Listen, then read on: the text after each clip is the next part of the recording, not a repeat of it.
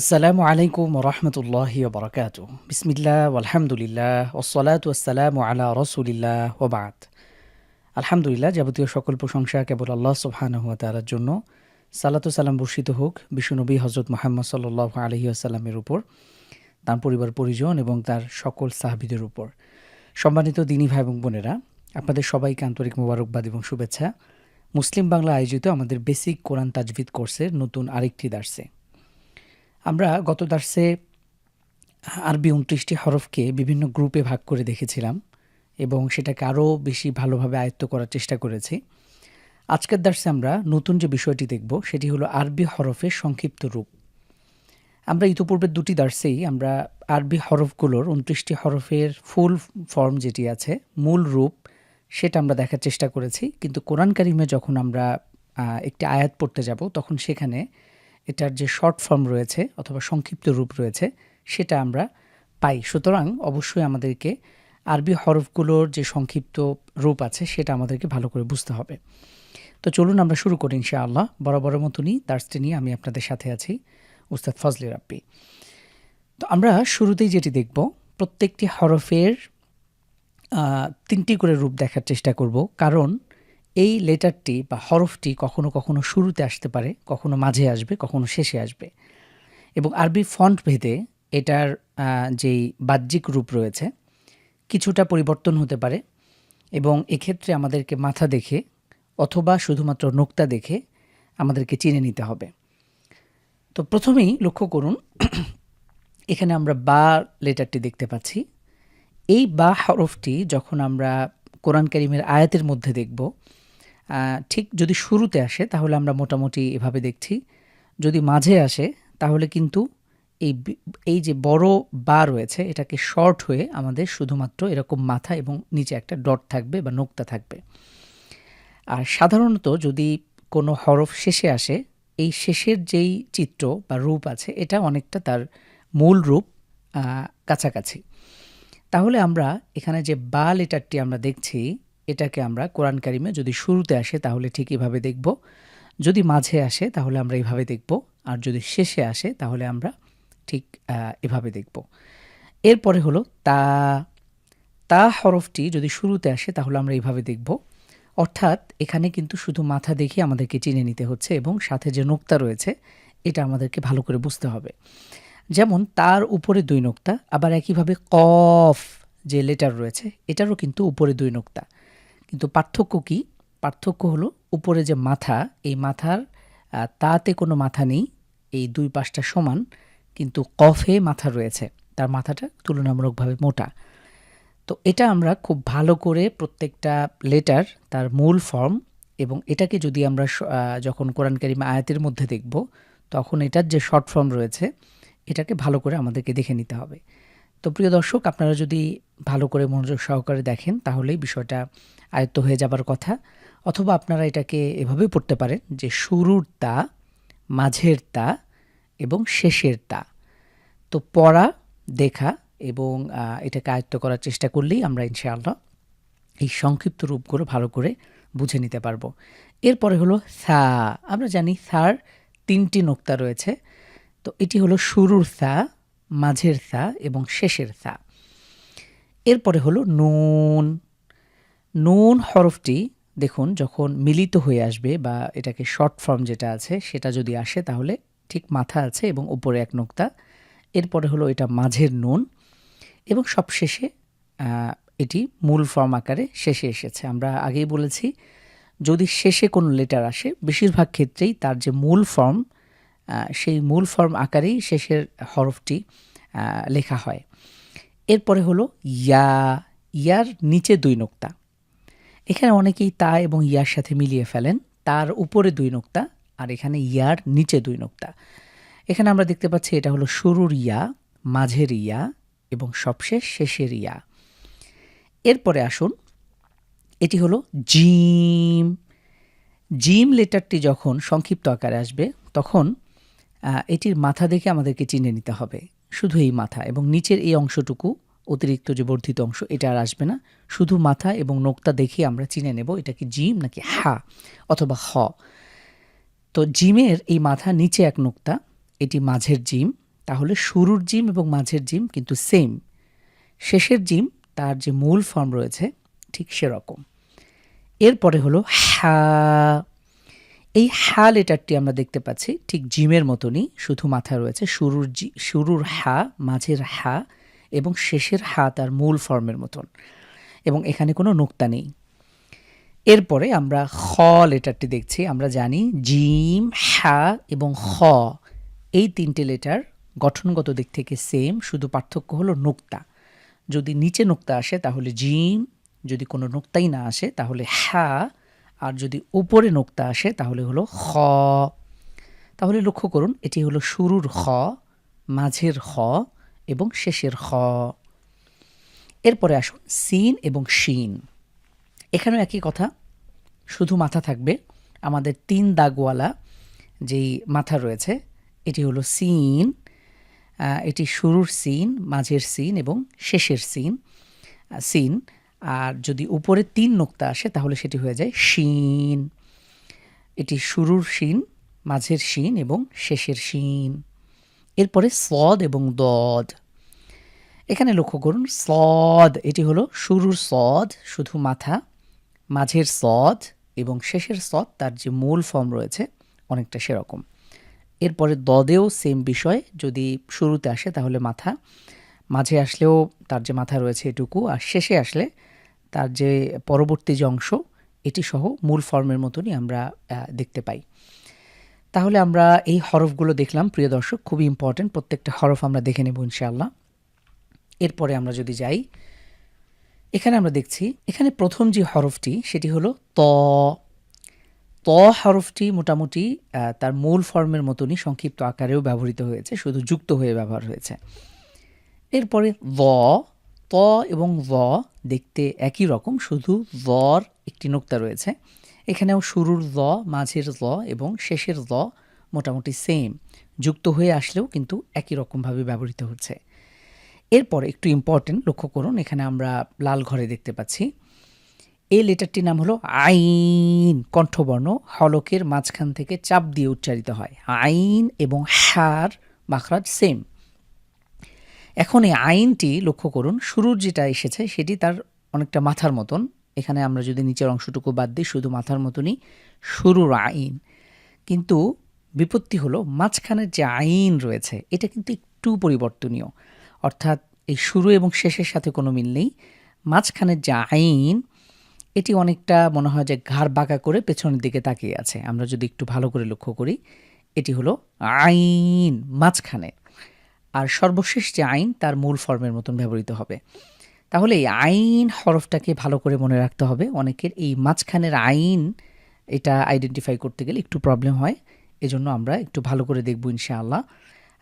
শুরুর আইন তার মূল ফর্মের যে আইন রয়েছে তার মাথাটা ব্যবহৃত হয়েছে, মাঝখানে যেটা এটি একটু পরিবর্তনীয়, এটা মনে রাখলেই হবে।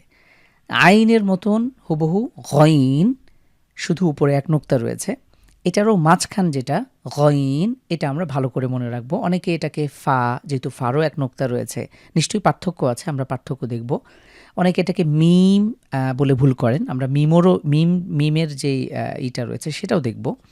সুতরাং এটা আমরা একটা আরেকটার সাথে জড়িয়ে ফেলার কোনো কারণ নেই ইনশাআল্লাহ। তো আমরা এই মাঝখানের গইন এবং আইন এটি একটু ভালো করে স্মরণ রাখার চেষ্টা করব। এরপরে হলো ফা। ফার হরফের আমরা দেখি উপরে মাথাটা তুলনামূলকভাবে মোটা, আমরা এটা মনে রাখলেই হবে। অনেকে এটাকে নুন বলে ভুল করতে পারেন, অনেকে বারও এক নোক্তা কিন্তু বার নিচে এক নোক্তা, কিন্তু নুনের উপরে যেহেতু এক নোক্তা এখানেও উপরে এক নোক্তা, অনেকে এটা হয়তো বা নুনের সাথে মিলিয়ে ফেলেন, অথবা নুন দেখলে ফার সাথে মিলিয়ে ফেলেন।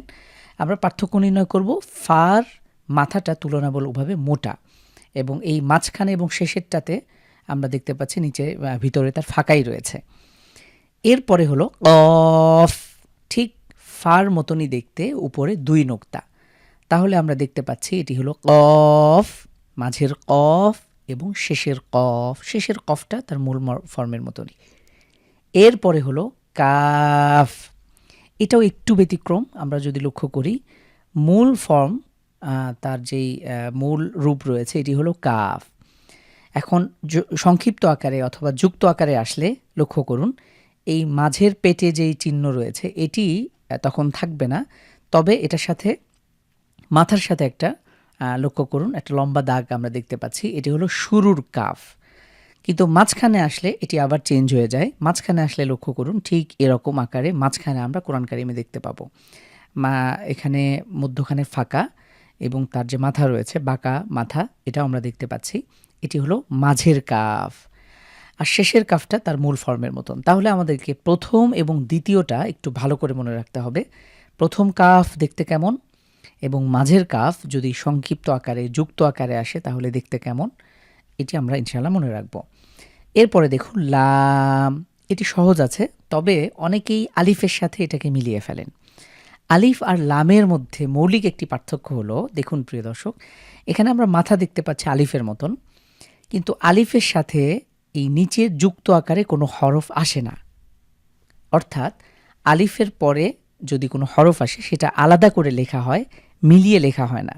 সুতরাং যদি মিলিয়ে কোনো কিছু আসে তাহলে আমরা বুঝে নেব এটা হলো লাম। যেহেতু নিচের যে পেটগুলো আছে এগুলো মিলিত আকারে এসেছে, একদমই একটার সাথে আরেকটা লেগে, সুতরাং এটা হলো লাম। আর যদি ফাঁকা হয়ে আসে তাহলে সেটা হলো আলিফ। এটাই হলো মৌলিক পার্থক্য।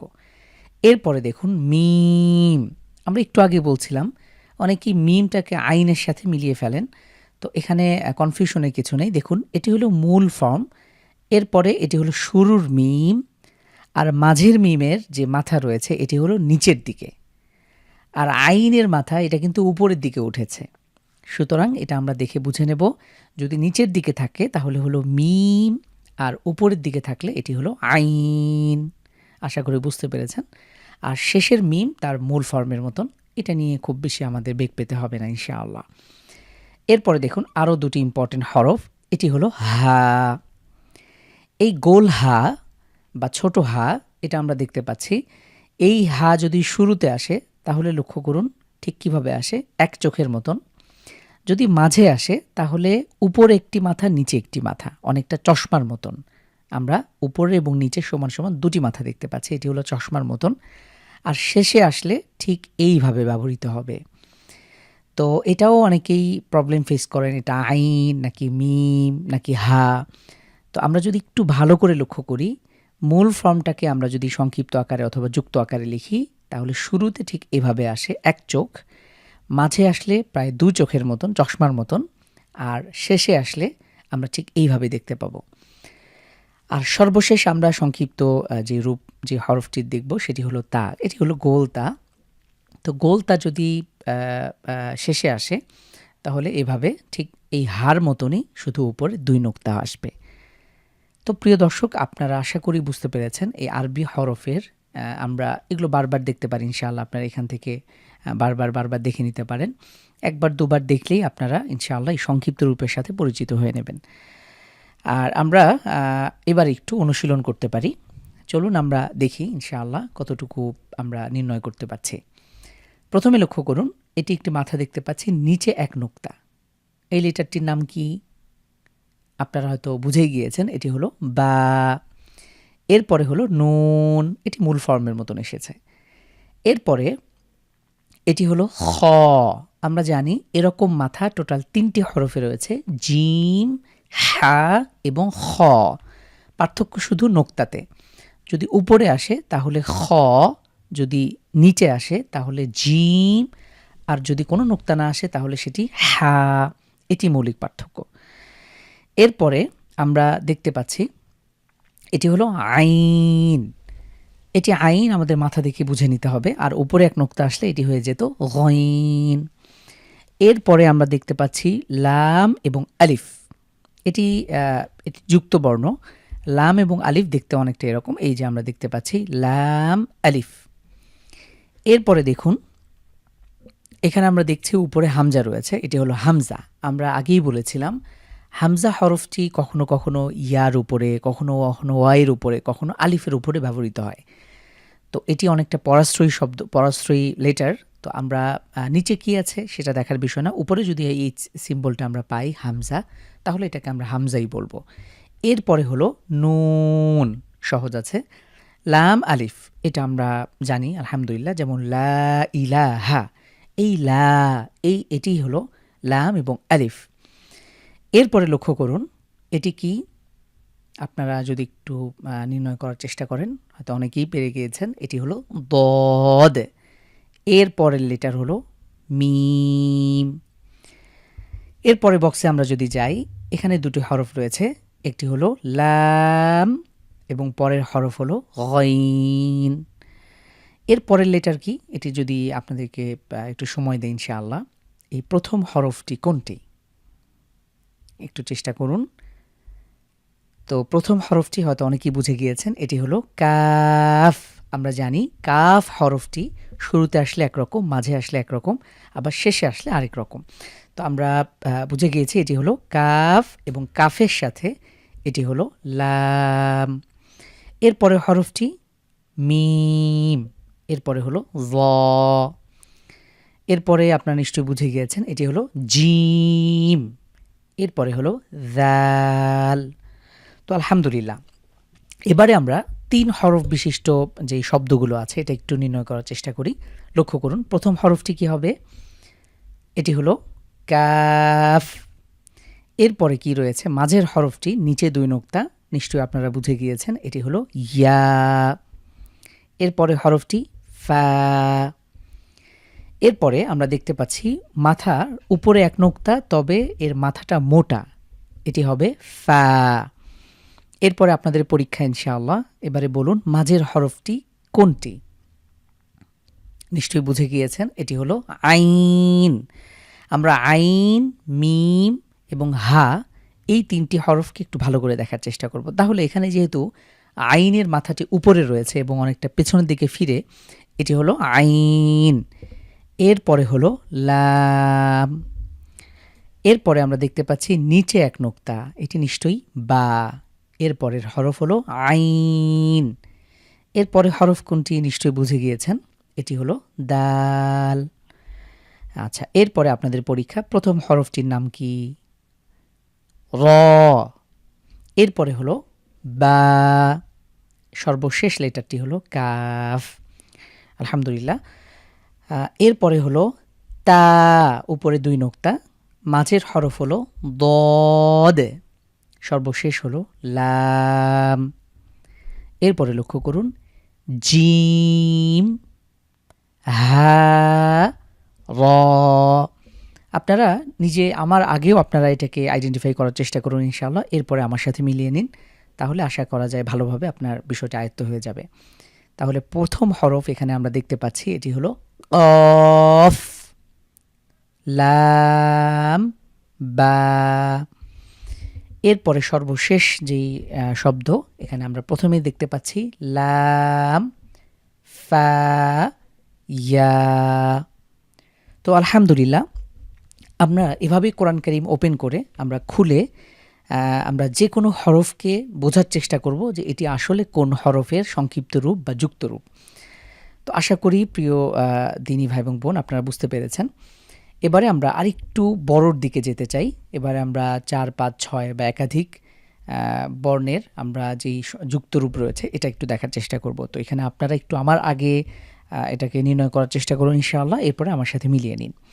তাহলে প্রথম বক্সে আমরা দেখতে পাচ্ছি প্রথম হরফ হলো সিন, ইয়া, صاد, লাম, মিম। এরপরে হলো বা, হা, মিম, দাল। এইখানে এই যে মিম লক্ষ্য করুন, মিম এবং আইনের মধ্যে পার্থক্য আছে। তাহলে এটা হলো মিম, দাল, কাফ। এরপরে কি আছে লক্ষ্য করুন, হা। এটি হলো শুরুর হা, ঠিক এইভাবে আসবে। মাঝখানে আসলে ঠিক এই যে নিচের শব্দ আমরা যদি লক্ষ্য করি, এটি হলো মাঝের হা।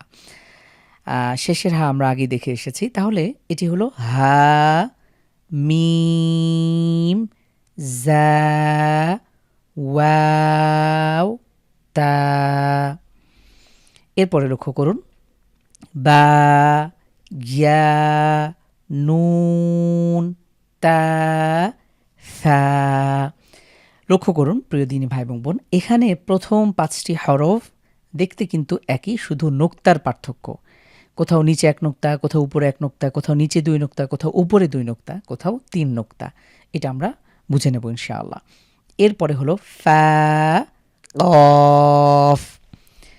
এরপর আরেকটু বড় আমরা যুক্ত বর্ণগুলো দেখি। প্রথম হরফ হলো কফ, লাম, সিন, শিন, صاد ضاد হা, ফা।